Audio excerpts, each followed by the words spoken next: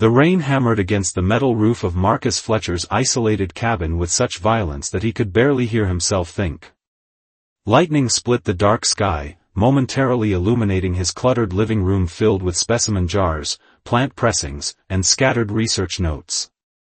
The 36-year-old botanist had chosen this remote patch of Montana wilderness precisely because it promised solitude, a sanctuary where the outside world couldn't intrude. 3 years into his self-imposed exile, and still the nightmares of his failed expedition haunted him. 4 colleagues had entered the Amazon. Only Marcus had returned. A particularly fierce thunderclap shook the cabin's foundation, followed by something else, a sound that didn't belong to the storm. Marcus froze, his hand tightening around his mug of tea. It came again, a weak, irregular thumping against his front door. Probably a branch, he muttered, but reached for the shotgun he kept nearby nonetheless. The thumping continued, more desperate now. Marcus approached cautiously, peering through the peephole only to see nothing but darkness. He cracked the door open, shotgun raised, and nearly tripped over the figure huddled on his porch. A girl, or what appeared to be a girl, lay crumpled against his doorframe. Her skin was an unnaturally pale blue-white, almost translucent in the sporadic lightning. Her frame was slight, wrapped in what looked like torn metallic fabric that clung to her emaciated body. "Help," she whispered, her voice strangely melodic despite its weakness. "Please, food." Marcus hesitated. Living in isolation taught him caution, but something in her desperate eyes, violet eyes with horizontal pupils, compelled him forward. He propped his shotgun against the wall and knelt beside her. "Who are you? What happened to you?" he asked, reaching out tentatively. She tried to speak again but convulsed instead, collapsing fully onto his porch. Marcus's scientific curiosity battled briefly with his fear before compassion overrode both. He lifted her, she weighed almost nothing, and carried her inside, kicking the door shut behind him. Under the cabin's lights, her alienness became undeniable. Faint, luminescent patterns swirled beneath her translucent skin. Her ears curved up to delicate points, and her fingers were too long, too slender, with an extra joint in each. Marcus laid her on his couch, his mind racing between scientific fascination and primal fear. "Water," she rasped, those strange violet eyes fixing on him. Marcus hurried to fetch a glass, wondering if earth water would even be safe for her. She drank greedily, then pointed weakly at his half-eaten sandwich on the kitchen counter. "You want food?" he asked, bringing the plate over. She nodded, then devoured the simple meal with desperate intensity. As color slowly returned to her unusual features, Marcus noticed a deep laceration along her side that seemed to leak a silvery fluid rather than blood. "You're injured," he said, pointing to the wound. She touched it gingerly, then looked up at him with an expression of vulnerability that transcended species.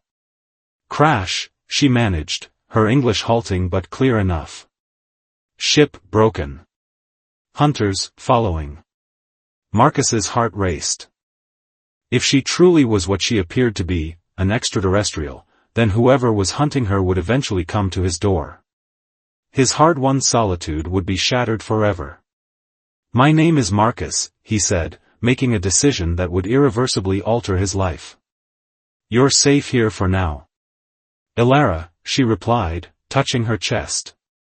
Then, with visible effort, she raised her hand toward his face. "Safe, with Marcus?" Her fingers hovered inches from his cheek, seeking permission. Against his better judgment, Marcus nodded. When her cool fingers touched his skin, a spark of electricity seemed to jump between them, and images flooded his mind, a swirling nebula, a silver ship, terrifying pursuers with cruel instruments. Marcus gasped and pulled back. Elara's eyes widened in apparent apology.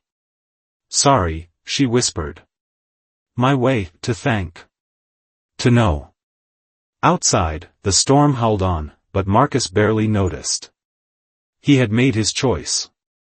Whatever she was, wherever she came from, he couldn't turn her away, not when something deep inside him recognized in her eyes the same profound loneliness that had driven him to this wilderness in the first place.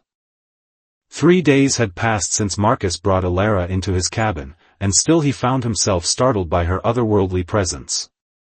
She moved with an uncanny grace that defied Earth's gravity, as if her body constantly remembered a different world.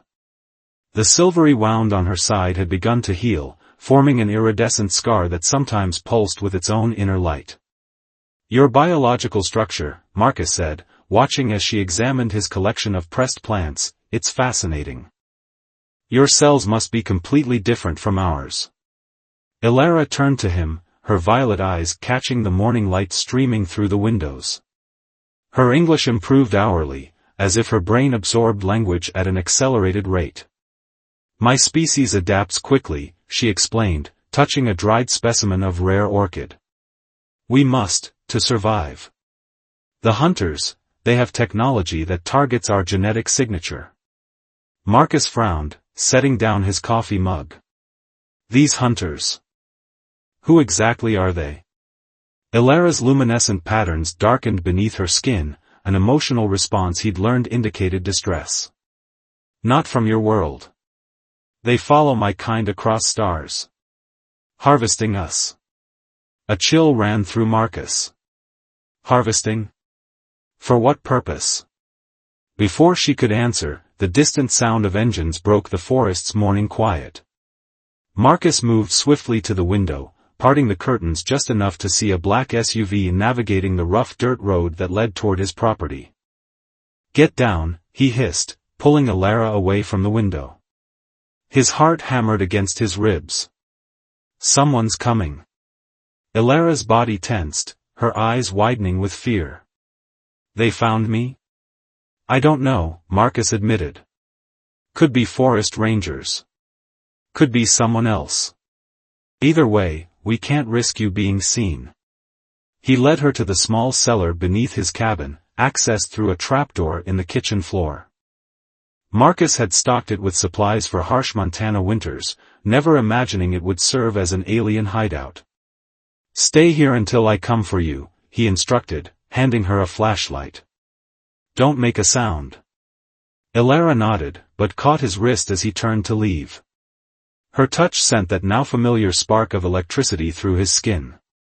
"Be careful, Marcus. Your kind can be dangerous when frightened." The intimacy of her concern warmed something inside him that had been cold for years. "I know. I'll protect you."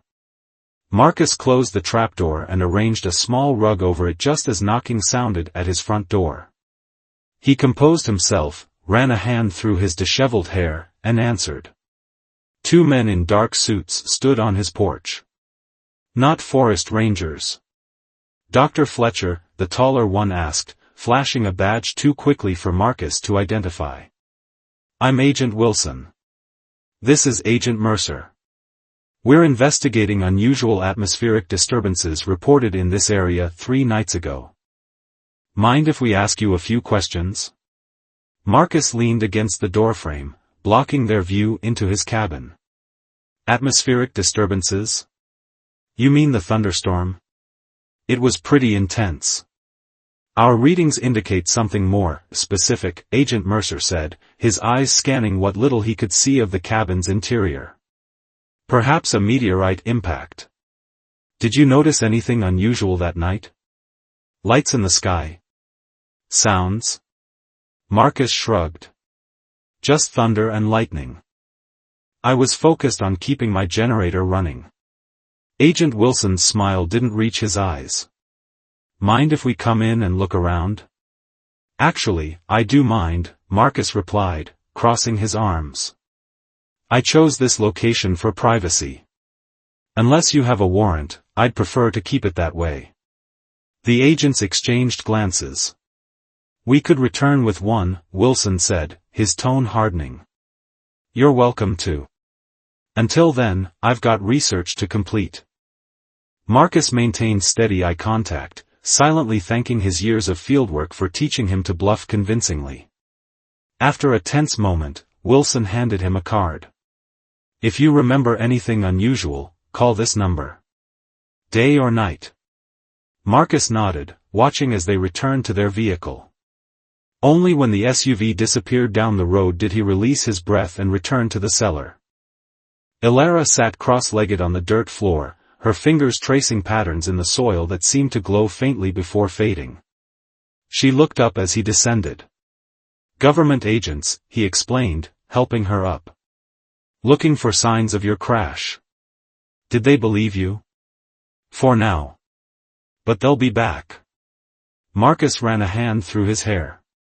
We need to move your ship, or whatever's left of it. Hide any evidence. Elara's expression grew troubled.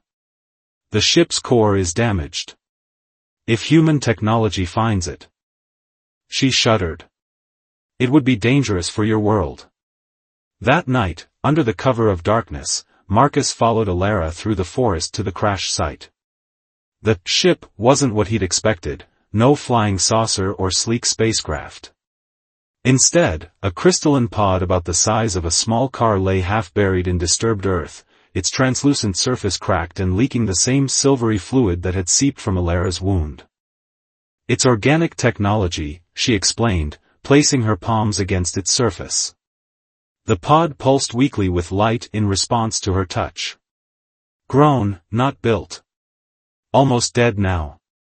Marcus watched in astonishment as Elara communed with the ship, her body's luminescent patterns synchronizing with its faltering glow. Slowly, the pod began to sink into the ground, soil and vegetation moving to cover it as if the forest itself were swallowing it whole. How did you do that? Marcus whispered when the last trace disappeared. Elara turned to him, swaying slightly from exertion. My species shares a connection with living systems. Your Earth, it recognizes something in me. Something old. When she stumbled, Marcus caught her, and that electrical connection flared between them again, stronger this time, filling his mind with fragments of her memories, a world with 3 moons, vast crystal cities, the terror of invasion. As he carried her back to the cabin, her head resting against his chest, Marcus realized 2 unsettling truths: the agents would indeed return with more questions, and his connection to this alien girl was growing into something he couldn't explain, and might not be able to control. The forest had never felt so alive to Marcus. After 2 weeks with Elara, he began to see his familiar surroundings through new eyes. The botanist in him had always appreciated the complex ecosystem around his cabin, but now he sensed something more, a subtle energy connecting everything, visible only in glimpses when Elara guided his perception. Your Earth breathes differently than my world, Elara explained as they walked a hidden trail. Her strength had returned fully, her movements fluid and graceful. Younger. More chaotic. Beautiful. She stopped beside a fallen log covered in moss and fungi, placing her palm against its decomposing surface. The forest floor around it briefly illuminated with a network of glowing filaments, the mycelium network made visible by her touch. You're showing me the wood wide web, Marcus said with wonder. The communication network of the forest. Elara smiled, her luminescent patterns brightening beneath her skin. Your scientists understand more than you know. The connections between living things, this is what my people study. What we protect. Marcus sat beside her on the log, their shoulders almost touching. Each day, he found himself drawn closer to her, fascinated not just by her alien nature but by her perspective, her gentle wisdom. Why were you fleeing? He asked. It was a question he'd been hesitant to raise, but the government agents had returned twice more, their questions growing more pointed, their surveillance more obvious. Who are these hunters? Elara's patterns darkened. She looked upward through the canopy to the afternoon sky. My world was invaded, she said softly. Not by armies. By ideas. By corruption. She pressed her hands together, struggling with concepts difficult to translate. A faction of my people believed we should use our connection abilities to control rather than commune. They made alliance with beings from a distant system, beings who offered technology in exchange for our genetic material. The hunters, Marcus supplied. She nodded. They harvest what makes us unique. Our ability to connect with living systems. I was a scientist, studying ancient connection patterns in remote regions. When I discovered evidence of their experiments, they marked me for extraction. Her voice faltered. My escape was not planned well. I aimed for a system believed uninhabited. Your Earth was unexpected. Something in her tone made Marcus reach for her hand. When their skin touched, the now familiar spark flowed between them, but this time he didn't pull away. Images flooded his mind, laboratories filled with crystal pods, her kind suspended in silvery fluid, their luminescent patterns being drained away. But beyond the horrors, he felt something else, her loneliness, her fear, and a growing warmth whenever she thought of him. The connection was deepening, becoming two-way. You're empathic, he whispered as the vision faded. You can feel what I feel. Ilara's violet eyes met his. And now, you begin to feel what I feel. It is unusual. My kind requires years of training to form connections with others, yet with you. She placed her free hand against his chest. There is resonance. Compatibility. Marcus felt his heart quicken beneath her touch. Is that dangerous? Perhaps, she admitted. But beautiful too. That evening, as rain returned to the mountains, they sat before the fireplace. Marcus told her about his own past, the failed expedition that had cost his colleagues their lives, his retreat from academia and human connection. You blame yourself for not saving them, Ilara observed, her patterns pulsing softly in the firelight. I was the team leader. I should have recognized the danger signs in that valley. And so you punish yourself with isolation, she said. Without warning, she moved closer, her cool fingers tracing the line of his jaw. I see your pain, Marcus. It echoes like my own. The touch sent cascades of sensation through him, not just images this time, but emotions, washing away the barriers he'd built around himself. When her lips met his, the connection exploded into something transcendent. Her mouth tasted of something alien yet sweet, like star anise and electricity. Marcus pulled back, breathless. Ilara, I don't know if this is. Our species are different, she acknowledged, her patterns now pulsing rapidly with what he recognized as desire. But connections find their way. If you wish to stop. His answer was to draw her back to him. As the storm intensified outside, they explored each other with gentle curiosity. Her body was cooler than a human's, her skin emitting a soft glow that intensified with her arousal. Where their bodies touched, that same electrical connection formed, creating loops of shared sensation that transcended physical intimacy. Hours later, as they lay entwined on the cabin floor, Marcus felt fundamentally changed, as if parts of Ilara now flowed in his veins, and parts of him in hers. This changes things between our kinds, she whispered, tracing patterns on his chest that left glowing trails before fading. Such connection is rare, even among my people. Before Marcus could respond, bright lights cut through the cabin windows, headlights moving up his driveway, far too many for another routine visit. They're coming in force, he said, jumping up and pulling on clothes. Something's changed. Someone's talking this seriously now. Ilara dressed quickly in the clothes he'd given her, jeans and a flannel shirt that hung loosely on her frame. They must have detected energy from my ship. The connection we made would have caused flares in its core. Marcus grabbed his prepared emergency backpack. We need to leave. Now. There's a network of caves deeper in the mountains. We can hide there until we figure something out. As flashlight beams began to sweep the perimeter of his cabin, Marcus took Ilara's hand and led her to the back door. The connection between them now served a new purpose. He could feel her fear, and she his determination, creating a circuit of strength between them. Trust me, he whispered. Her violet eyes seemed to glow in the darkness. Always. Together, They slipped into the forest just as the first agents reached the cabin door. I'll continue with part 4 of the story. Part 4, Hunters and Hunted. Dawn broke over the Montana wilderness, casting long shadows through the pine forest. Marcus and Alara had been moving all night, pushing deeper into the mountains, away from the swarm of government vehicles that had descended upon his cabin. His years of botanical research in these woods had gifted him with knowledge of hidden paths and natural shelters, but exhaustion was taking its toll. "We need to rest," he panted, leaning against a massive boulder. The distant sound of helicopter rotors echoed through the valley below. "Just for an hour." Alara nodded, her luminescent patterns dim with fatigue. She crouched beside a small stream, dipping her fingers into the clear water. Where she touched, the water momentarily glowed with the same phosphorescence as her skin. "They're using thermal imaging," she said, her voice tense. "I can sense the technology scanning the forest. My body temperature differs from yours, they'll distinguish me easily." Marcus looked up sharply. "How do you know what they're using?"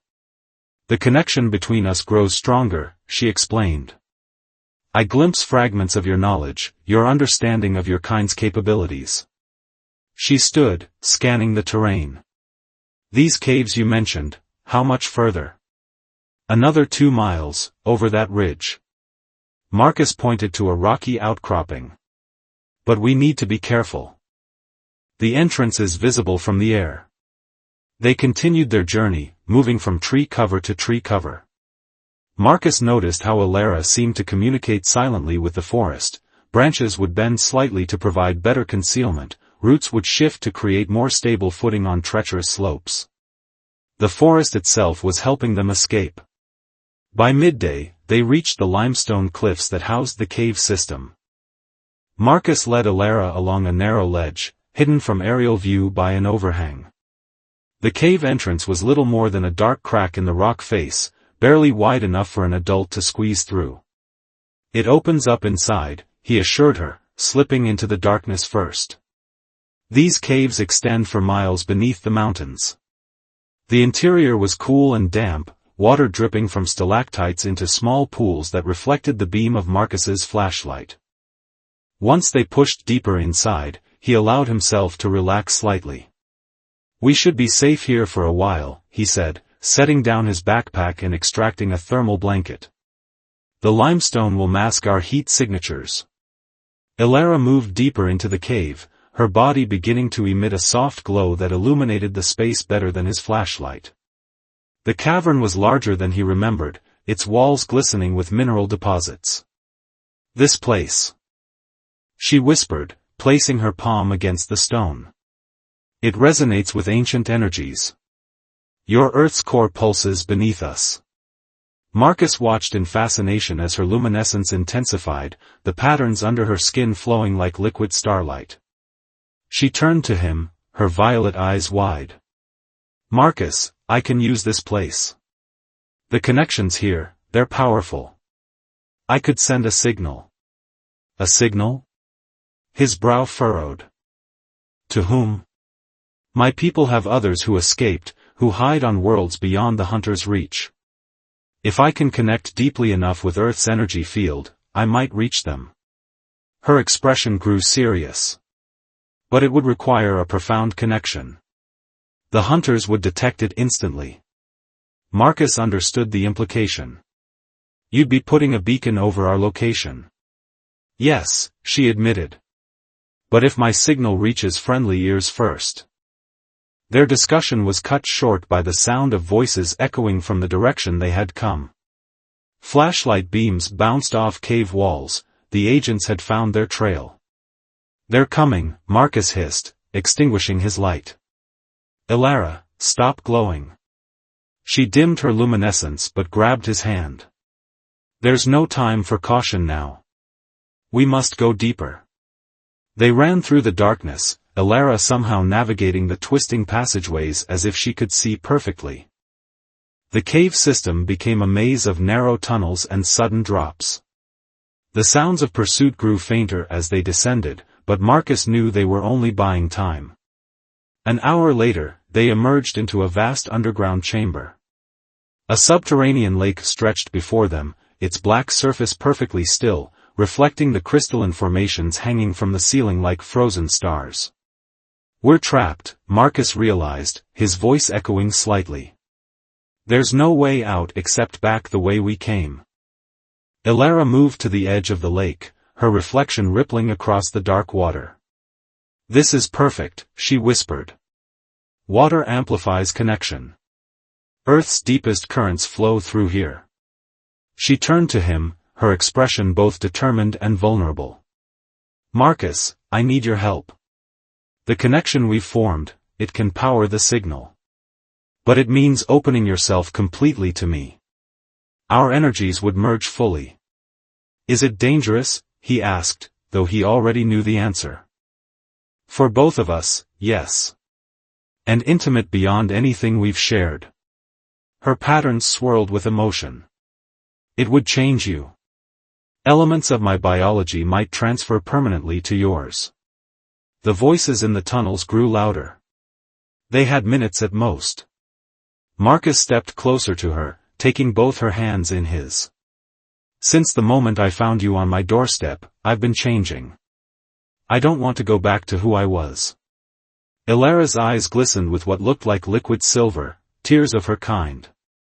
She led him to the water's edge and they waded in together. The cold shocked his system, but where their bodies touched, warmth spread between them. "Open your mind to me," she whispered, wrapping her arms around him. "Don't resist what comes." Their lips met as they sank deeper into the black water. This time, the connection that flowed between them was like nothing Marcus had experienced. His consciousness expanded outward, merging with hers in waves of sensation and memory. He felt her entire life history flowing through him: childhood on a world with 3 moons, years of study in crystal cities, the terror of discovery and flight.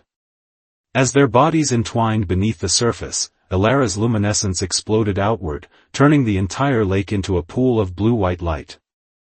Marcus felt energy pouring through him, using his body as a conduit. His cells seemed to vibrate at new frequencies, painfully at first, then with exhilarating power. Elara's voice echoed in his mind, "I'm sorry for what this will do to you. But I'm also grateful." The cavern filled with blinding light as the signal reached its peak. Through their connection, Marcus sensed it shooting upward through rock and soil, through the atmosphere, into space, a beacon of pure energy carrying Elara's genetic signature and a desperate plea for rescue. When they finally broke the surface, gasping for air, the chamber was plunged back into relative darkness. Elara's body trembled against his, weakened from the enormous energy expenditure. "Did it work?" Marcus asked, helping her to the shore. "It's sent," she whispered. "Now we wait, and hope my people reach us before the hunters do." As if on cue, the beam of a powerful flashlight cut through the darkness from the tunnel entrance. A voice called out, "This is Agent Wilson. We know you're in there. Come out with your hands visible." Marcus looked down at his arms, noticing with shock that faint luminescent patterns, like Elara's but dimmer, now swirled beneath his own skin. "What's happening to me?" he whispered. Elara touched his face gently. "You're becoming something new. Neither fully human nor my kind." A bridge. The agents were entering the chamber now, weapons drawn, tactical lights sweeping the darkness. "There's nowhere left to run," Marcus said grimly, holding Elara protectively. She looked upward, her expression suddenly hopeful. "We don't need to run anymore. Listen." Above the shouts of the approaching agents, a new sound penetrated the cavern, a deep, resonant hum that seemed to vibrate the very air around them. The surface of the lake began to ripple in perfect concentric circles. "They heard me," Elara whispered, her face transformed by joy and relief. "My people heard me." As the agents closed in, the cavern's ceiling began to glow with a silvery light that had nothing to do with their flashlights. The cavern pulsed with silver-blue light as the ceiling seemed to become translucent. Agents scattered, weapons aimed upward at the phenomenon neither their training nor technology had prepared them for. Agent Wilson shouted commands that were swallowed by the growing resonance filling the chamber. "What's happening?" Marcus gasped, his newly luminescent skin responding to the energy flooding the cave. The patterns beneath his flesh brightened and swirled in synchronization with Alara's. "My people," she whispered, her voice thick with emotion. "They're creating a dimensional aperture, a way to extract us without landing." The surface of the underground lake began to ripple more violently, water rising in a perfect column toward the glowing ceiling. Marcus felt a powerful upward pull, as if gravity itself was being selectively reversed around them. Agent Wilson stepped forward, his face illuminated by the otherworldly light. For the first time, Marcus saw uncertainty in the man's eyes. "Dr. Fletcher," Wilson called out, lowering his weapon slightly. "We don't want to hurt either of you. We just want to understand. This is first contact, humanity's most important moment." Alara turned to face the agents, her luminescence now so bright that several men shielded their eyes. "Your government knew of my kind long before I crashed here," she said, her voice carrying unnaturally through the cavern. "The hunters made deals with your leaders. Technology exchanged for looking the other way." Wilson's expression confirmed her words. "That's above my clearance," he admitted. "But I'm not part of whatever conspiracy you're talking about. Most of humanity knows nothing about any of this." The column of water between the lake and ceiling began to crystallize, forming a translucent bridge of light. At its apex, a swirling portal opened, revealing glimpses of what appeared to be the interior of a vessel, organic curves and pulsing lights, beings moving with the same fluid grace as Alara. "They're here," she said, squeezing Marcus's hand. "We can go now. We'll be safe." Marcus stared at the portal, reality crashing down on him. "We? You want me to leave Earth?" "The changes in your biology, they can't be reversed," she explained urgently. "What we shared in the lake altered your genetic structure. My people can help you adapt, understand what you're becoming." Her violet eyes searched his face. "And I don't want to leave you." The admission hung between them, weighted with all they'd shared. The connection that had formed between them, physical, emotional, perhaps even spiritual, had transgressed the boundaries of their species. Agent Wilson took another step forward. "Fletcher, think about what you're doing. You're still human, still one of us. Whatever she's done to you, our scientists can study it, maybe reverse it. Or harvest it." Marcus challenged, the new awareness flowing through his veins giving him insights into Wilson's partial truths. "Turn me into a lab specimen? Extract whatever makes Alara's kind valuable to these hunters?" The portal above pulsed, the bridge of light beginning to flicker.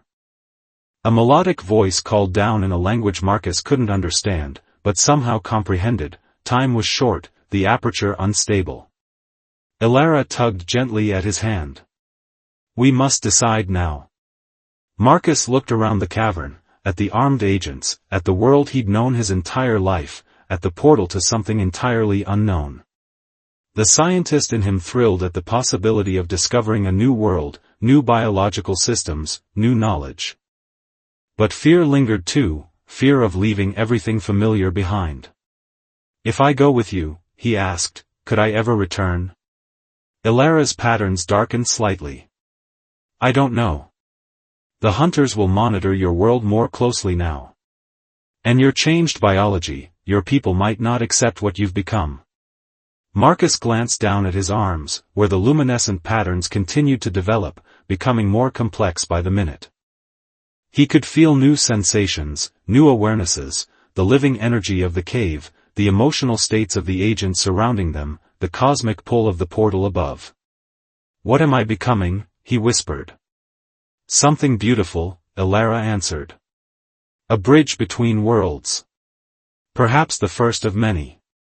The crystalline bridge began to vibrate, hairline fractures appearing in its structure. Above, the portal contracted slightly. "Last chance," Fletcher," Wilson called, raising his weapon again. "Stay here, help us understand what we're dealing with. Be reasonable." Marcus looked at Alara, this alien being who had crashed into his isolated existence and awakened him to connections he'd never imagined possible. In her eyes, he saw not just desire or affection, but a recognition that transcended their differences. Whatever was happening to his body, his mind, his very being, it wasn't a corruption or infection. It was an evolution, a becoming. "I stopped being reasonable the moment I let a starving alien girl into my cabin," he said with a smile, turning back to Wilson. "Sometimes the right choice isn't the reasonable one." With that, he pulled Alara close, their luminescence merging as they stepped onto the crystal bridge together. The sensation was like walking on solid light, each step sending ripples of energy through his transforming body. The agents below opened fire, but the bullets seemed to pass through an invisible field surrounding the bridge, falling harmlessly into the lake. As they ascended toward the portal, Alara pressed her body against his, initiating their deepest connection yet. His mind exploded with visions of the world they were heading toward, crystal cities floating among 3 moons, vast forests of plants that communicated directly with their caretakers, oceans filled with luminescent life forms that sang to the stars. "There will be others who won't understand our bond," she warned as they approached the threshold.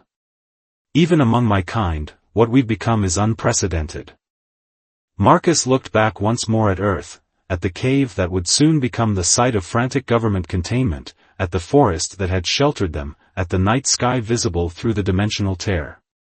The world he'd known seemed simultaneously precious and small, a single note in a cosmic symphony he was only beginning to hear.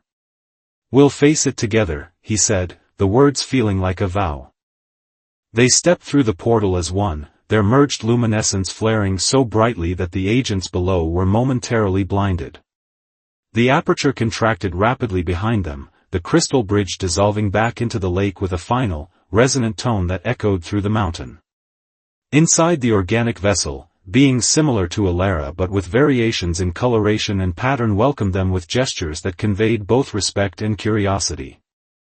Their luminescent patterns created complex conversations that Marcus found he could partially understand, his transformation continuing, accelerating in the presence of others like Alara. As the ship pulsed with living energy and prepared to break from Earth's gravity, Alara led him to a crystalline viewport.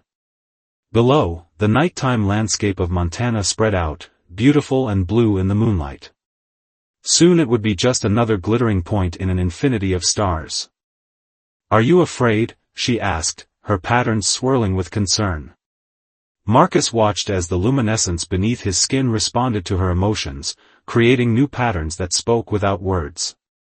His old life, the isolation, the guilt, the limited perception, seemed like a dream from which he'd finally awakened.